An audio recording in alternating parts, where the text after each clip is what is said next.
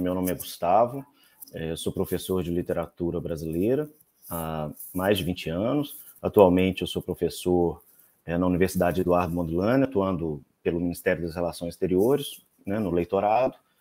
E hoje a gente vai falar, né, sobre um autor importantíssimo para a literatura brasileira, né, que é o Domingos José Gonçalves de Magalhães, e sobre o texto, mais especificamente, sobre a segunda parte do texto, Discurso sobre a História da Literatura do Brasil, publicado em 1836, né, é um período marco assim, do início do romantismo no Brasil.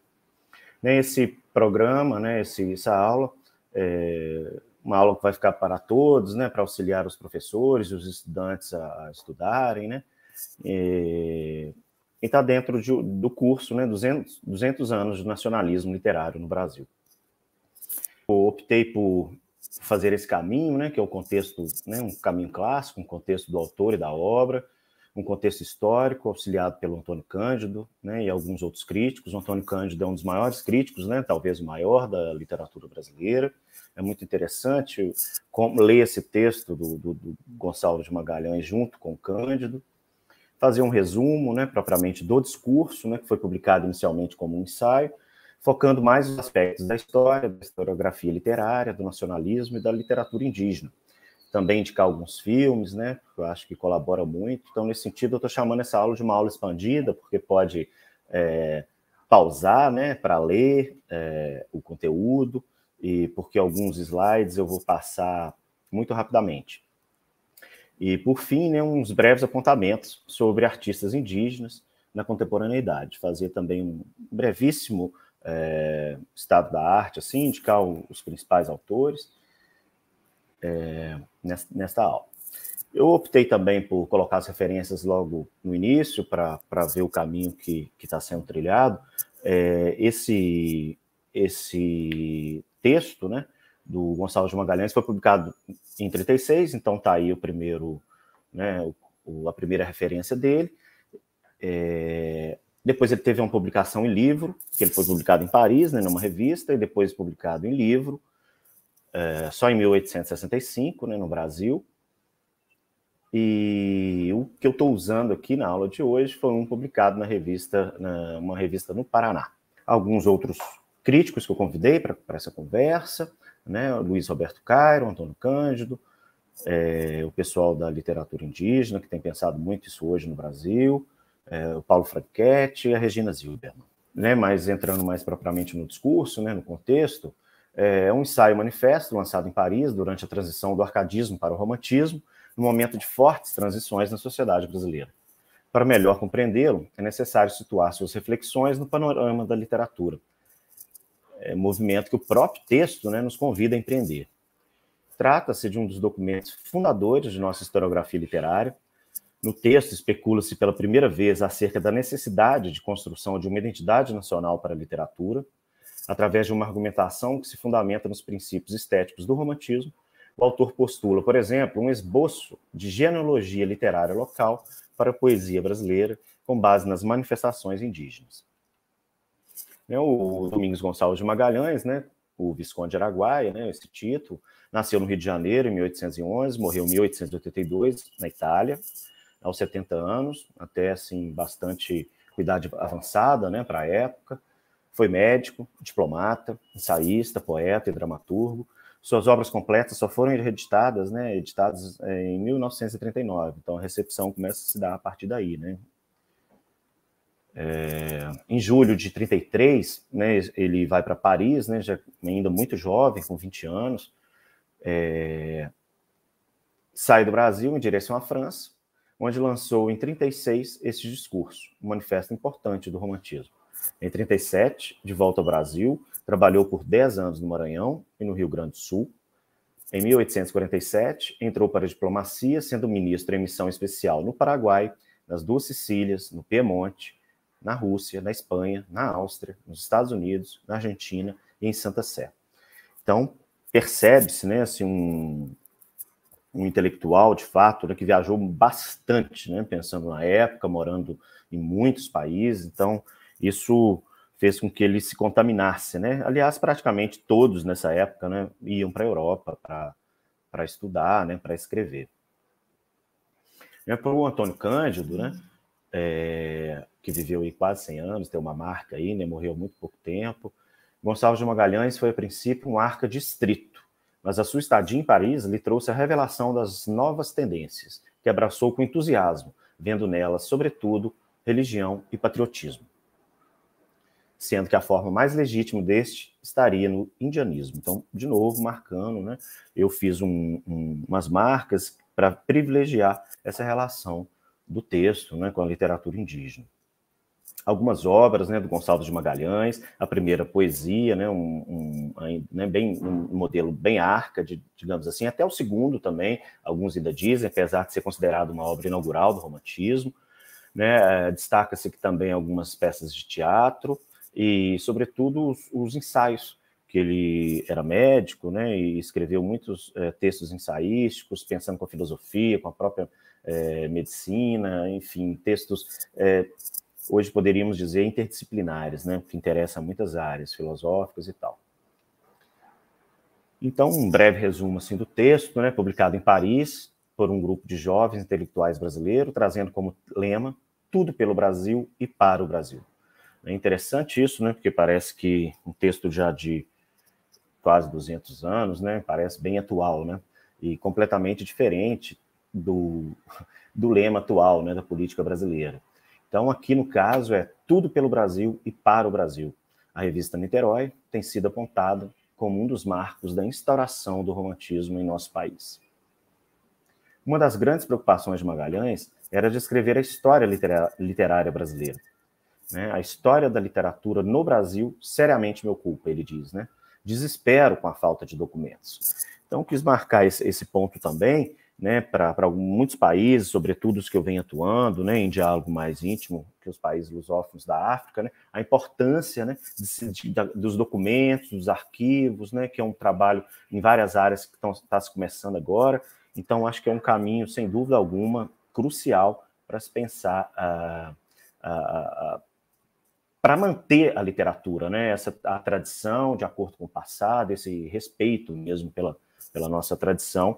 E um recado especificamente para Moçambique, né? Pensar também em sua própria literatura indígena, né? E nos países que, de fato, há esses povos, né, autóctones com outras línguas. Então, acho muito importante essa preocupação que vem aí, né, no Brasil, só, né, vamos dizer que é só 200 anos. Quis também trazer, né, a imagem dessa primeira publicação em Paris, que é a revista Brasiliense, a Niterói, né? Muito bonito a capa, né, dessa edição.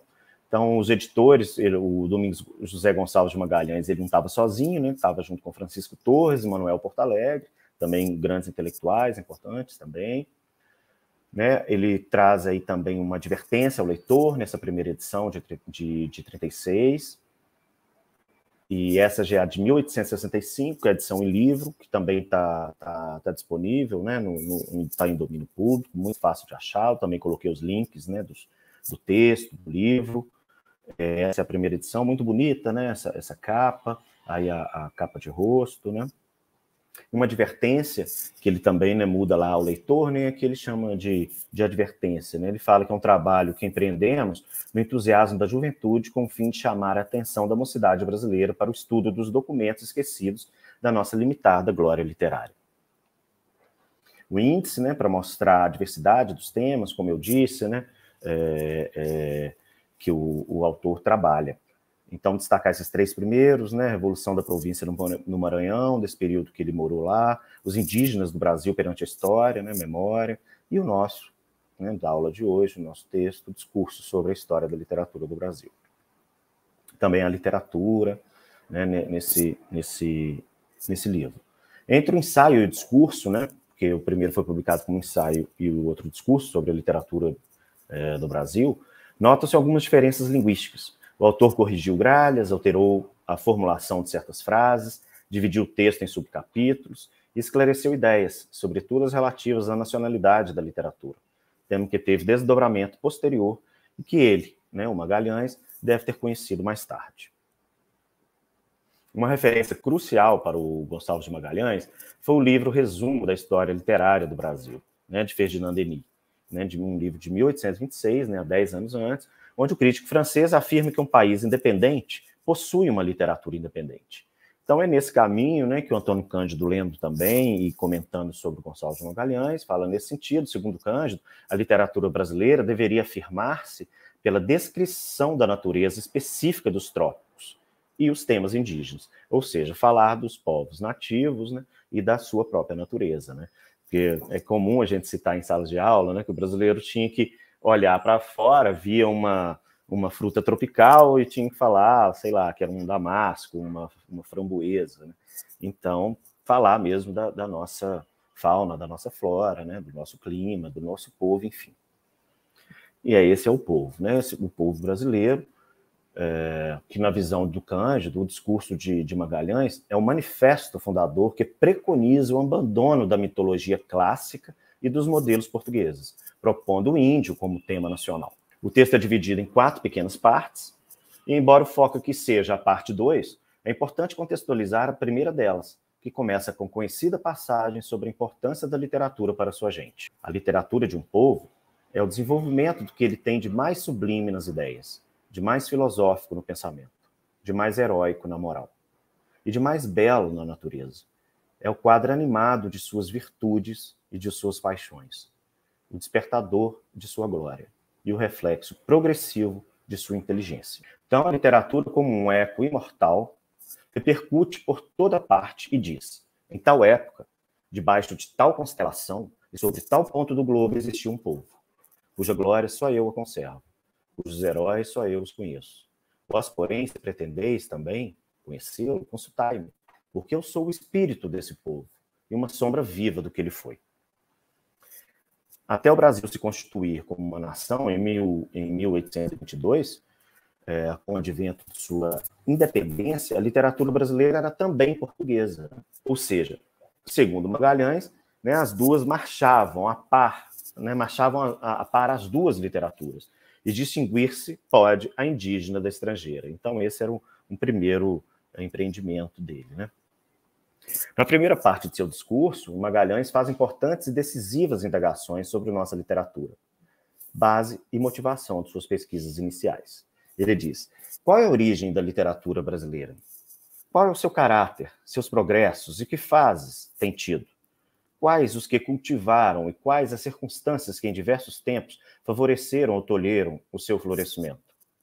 Seguindo a marcha do desenvolvimento intelectual e pesquisando o espírito que a presidia, poderemos apresentar, se não acabado, ao menos um verdadeiro quadro histórico de nossa literatura. No período colonial, não existe registro de nenhum escritor brasileiro no século XVI. No século XVII, aparecem alguns poetas e prosadores debaixo dos auspícios da religião. E apenas no XVIII é que se abre a carreira literária no Brasil.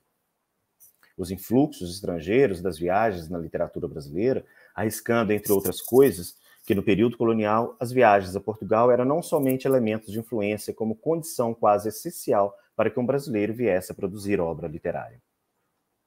Segundo Luiz Cairo, para Gonçalves de Magalhães, a história do Brasil apresenta 2 fases distintas. A primeira, que vai do século XVI ao século XVIII, e a segunda, que começa em 1808, com a vinda da família real portuguesa. Esse é um momento importante, porque de todos os lugares da colônia, né, o único lugar que recebeu a família real portuguesa foi o Brasil. Então, isso fomentou muito conhecimento, né, porque a própria biblioteca, os próprios livros, a interlocução foi muito maior. Então, vou fazer uma digressão, né, seguindo as orientações de Cândido, a Iniciação à Literatura Brasileira, que é um livro concebido para leitores estrangeiros, que destaca o movimento geral da literatura, encarado historicamente, reduzindo ao máximo o número de autores e de obras citadas, a fim de evitar o tipo catálogo. Então, eu vou passar muito rápido para alguns autores, porque é inevitável, né? E também, ao final, com a indicação de alguns autores da literatura contemporânea indígena. Então, o Antônio Cândido, acho que é um modelo um modelo atual, um modelo bastante usado, né, canônico, né? Então, ele vai dividir a literatura brasileira na era das manifestações literárias, né, que é o século XVI a XVIII, né, que é o classicismo e o barroco. Então, nesse momento, né, quando que ele chama de sistema literário, que está logo abaixo, né, aí, né, é a articulação dos elementos que constitui a atividade literária regular. Ou seja, precisa de ter obra, né, precisa de ter circulação de obra, impressão. Então, por isso que ele já, né, isso só vai acontecer depois que a família portuguesa chega, a partir de 1808, né? Então, precisa de ter o público leitor, então esse público também é ser educado, vai mais adiante começar a ter curso universitário também no Brasil, né? E, assim, criar uma tradição, a quem se reportar, né, anteriormente né, do presente, enfim. Então, essa era das manifestações literárias, que não tem obras assim produzidas exatamente no Brasil dessa forma, né? Então, depois a era de configuração dos sistemas literários, eu vou desdobrar isso seguidamente, que é especificamente o arcadismo, começa a configurar, e a era do sistema literário consolidado é quando a gente já tem obra, já tem público, já tem essa tradição, porque a gente já lê, né, a partir do romantismo, a gente já lê o arcadismo como cânone, né, como poetas importantíssimos, inclusive, sem dúvida alguma, os que tematizam a questão do indianismo, né? Então, a primeira aí era das manifestações literárias, de 1500 a 1768, que é até o arcadismo. Esse período é a modernidade na Europa, o classicismo literário português, um marco, né, para a língua portuguesa, que é a obra de Camões, né, que viveu de 37 a 80. Era do quintismo, né, e do barroco no Brasil, que é de 1601 a 1768, logo em seguida. Aí destaca o Gregório de Matos, Padre Antônio Vieira, né, o Padre Anchieta, e o Salvador é a primeira capital, né, que é de 1549 a 1763. Então tem um mapa do Brasil aí, né, mostrando aí a Bahia, né, e esse Brasilzão aí, nesse Brasil gigante, que começou por ali, né, essa fase do 1500, então os portugueses chegaram ali na Bahia e começou a se estender ali depois para Minas Gerais e Rio de Janeiro. Logo em seguida, inclusive, passa a capital para o Rio, né? Era das manifestações literárias, que no conjunto, aí o Antônio Cândido fala, no conjunto eram manifestações literárias que ainda não correspondiam a uma etapa plenamente configurada da literatura, pois os pontos de referência eram externos, estavam na metrópole, onde os homens de letras faziam seus estudos superiores. No quintismo, o impulso da literatura produzida era descrever e compreender a terra, né, e seus costumes. Aqui é um audiovisual que eu sempre passo, que eu acho que é super importante, que é a partir do livro, né, do Darcy Ribeiro, que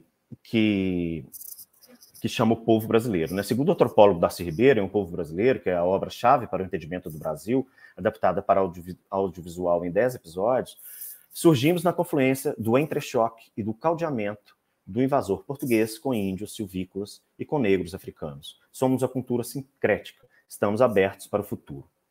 Né? Os 3 primeiros episódios, né, falam exatamente dessa formação, que é a matriz lusa, a matriz tupi, né, o nosso povo, a matriz lusa, europeia, e a matriz africana, né, que narra a chegada dos africanos a partir de 1530 no Brasil. Algumas obras importantes, né, desse período, que é a Carta de Pero Vaz de Caminha, que é exatamente de 1500, da chegada dos navegadores aqui, é muito bonita, eu sempre trabalho essa carta com os alunos de literatura brasileira, e juntamente com o filme Descobrimento do Brasil, de Humberto Mauro, que já uma história contada depois, né, em 1937. Então é muito interessante ver numa perspectiva, né, comparada, né, esses tempos também.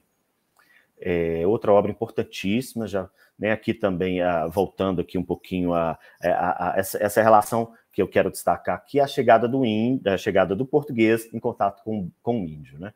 Então, é muito interessante ver o filme, ler essa carta, essa descrição. Né? A arte de gramática da língua mais usada na costa do Brasil, quer dizer, olha a preocupação do padre José Anchieta, né, que é a primeira gramática contendo os fundamentos da língua indígena, isso é muito importante. E aí tem um filme também, quem quiser tem interesse, é um filme muito interessante, que chama Chieta José do Brasil, e neste filme há sequências inteiras com diálogos em tupi, que não são legendados, né, exatamente para você cair nesse lugar, né, que nos sensibiliza também a querer escutar essa língua, né, a querer compreender, enfim. Então, a outra era, né, que o Cândido fala, era a configuração do sistema literário, que é de 1768 a de 1863, a capital do Brasil, então, passa para o Rio de Janeiro. Ali o arcadismo se dá mais em Minas Gerais, como apontado em vermelho no mapa. Né? Este movimento, o arcadismo, é ligado à crise do Estado colonial e às aspirações de dependência em relação à metrópole. É um momento muito importante da nossa história. Né? Esse período também, né, aqui, já se pode falar, pelo menos, do esboço de uma literatura como fato cultural configurado, né, no sentido que o Cândido apresenta, e não apenas como produção individuais de pouca repercussão, cuja base é o movimento das academias. Fatos históricos importantes, como eu já apontei, a chegada da família portuguesa e a independência do Brasil, que nós estamos comemorando esse ano, 200 anos. Então, alguns autores aí, né, da Inconfidência Mineira, Cláudio Manuel da Costa, Varenga Peixoto, Tomás Antônio Gonzaga, também cena do filme Confidentes, que nos permite, né, nos transportarmos, né, para essa época. E os grandes autores, para o Antônio Cândido, né, que pensam a questão do indianismo aí, é o José Basílio da Gama e José de Santa Rita Durão, né, ambos mineiros, foram considerados pelos românticos como fonte de poesia nacional porque tomaram como personagem um índio, que ia se tornando aos poucos uma espécie de símbolo da pátria. Né, os precursores, né, os livros, né, o Uruguai e o Caramuru, que também tem, o Caramuru também tem um filme bem bacana, né? Eles expunham pela primeira vez um novo modo de ver o confronto entre colonizadores e indígenas, de maneira moderna, em que sobressai o aspecto de choques da cultura como um espírito de perplexidade ante a destruição da vida do índio, que ambos haviam aprendido a compreender e respeitar. O Uruguai, né, descreve o choque das culturas entre os portugueses e os nativos, fatal para a cultura do índio, implica em relação a este uma adesão simpática e melancólica, que prenuncia um indianismo romântico. E, por fim, a era do sistema literário, que a gente já nem vai entrar muito dele, porque ele é posterior, né, ao nosso estudo, então, mas que inaugura o romantismo, e é nesse momento também que a gente está, né, que seria aí dados importantes também, que é o 1888, fatos históricos, né, que é o abolicionismo, e a proclamação da República em 1889, já aí tudo mais deslocado para o Rio de Janeiro, como visto ali sinalizado em vermelho no mapa. Algumas características do romantismo, que são a Revolução Francesa, e nesse sentido o Brasil também começa a se ligar mais à França também, né, nesse sentido de querer matar o pai, né, matar o colonizador, então é um momento muito importante. Inclusive o ambiente, né, desses intelectuais passa a ser mais a França, super importante para o nacionalismo, como eu disse, o indianismo, né, José de Alencar, Gonçalves de Magalhães e Gonçalves Dias. Uma das marcas fundamentais do romantismo no Brasil é o tratamento literário do nacionalismo, afinal, o poeta brasileiro não é guiado por nenhum interesse, e só o amor mesmo da poesia e da pátria o inspira, né? O Gonçalves Magalhães fala isso. Então, o discurso propriamente dito, a parte 2, o Brasil descoberto em 1500, jazeu 3 séculos debaixo da cadeira de ferro em que se recostava um governador colonial, com todo o peso de sua insuficiência e de seu orgulho. Mesquinhas intenções políticas, por não dizer outra coisa, deitavam leis absurdas e iníquas que entorpeciam o progresso da civilização e da indústria. Quanto aos índios, esses infelizes, perseguidos, eram a ferro e fogo, como se fossem animais ferozes. Nem eles, em outra categoria, eram considerados pelos seus arrebanhadores. Sabe-se que necessário foi que uma bula do Papa Paulo III o declarasse verdadeiros homens e capazes, por isso, da fé de Cristo. Sem o que, talvez, os europeus os houvessem de todo exterminado. E Magalhães continua, né? Triste é, sem dúvida, a recordação dessa época em que o brasileiro, como lançado em terra estrangeira, duvidoso em seu próprio país, vagava, sem que dizer pudesse. Isto é meu, neste lugar nasci. Envergonhava-se de ser brasileiro, e muitas vezes, com o nome de português, se acobertava para, ao menos, aparecer como um ente da espécie humana e poder alcançar um emprego no seu país. A economia política tem combatido vitoriosamente o erro que desde muito graçava na política.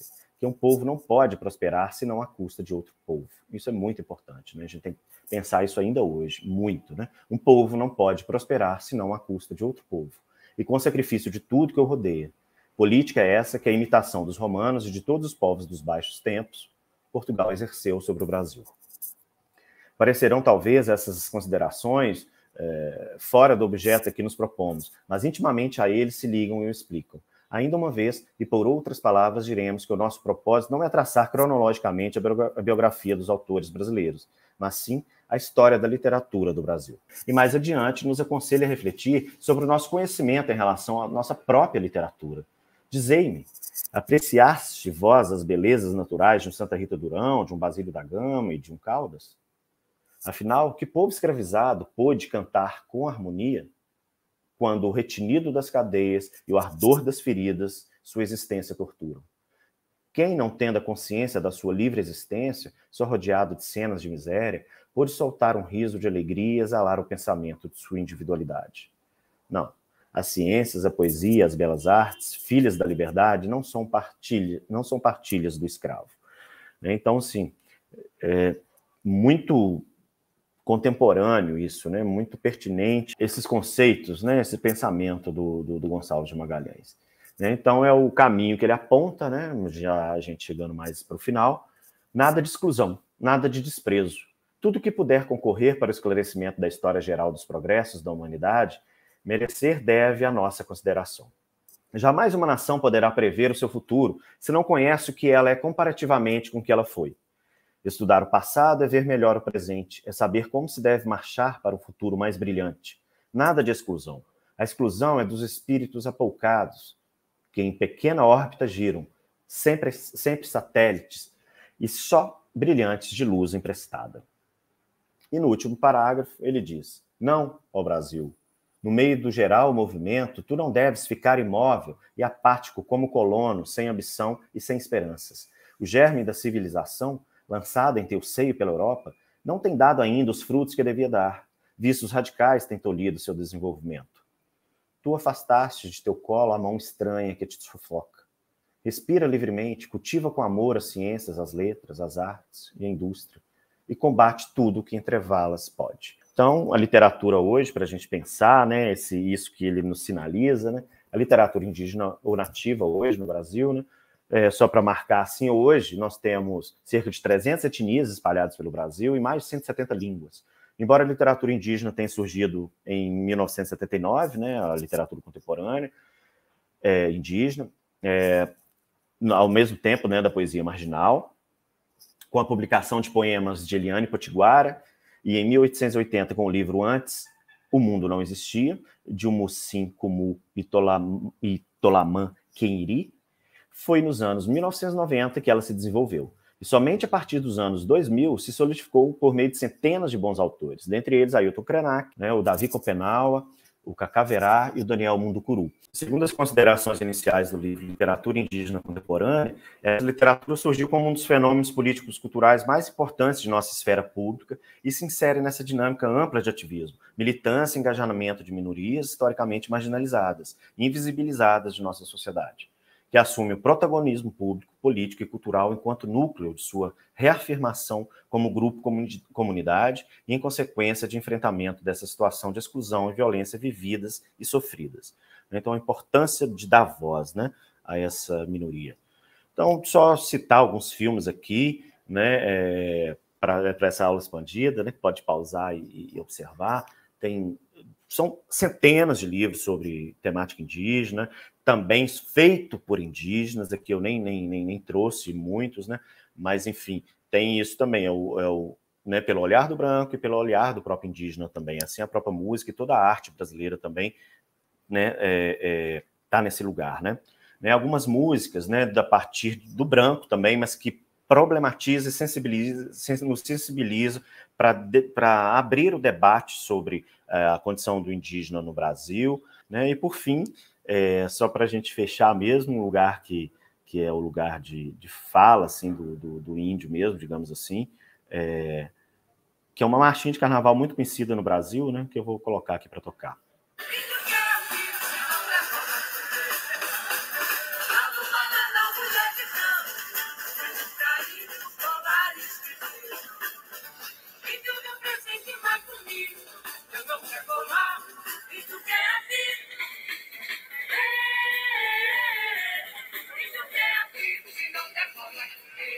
Ficamos por aqui hoje e queria agradecer a oportunidade de reler esses textos, de participar desse curso, né, sobre os 200 anos, né, do nacionalismo na nossa história.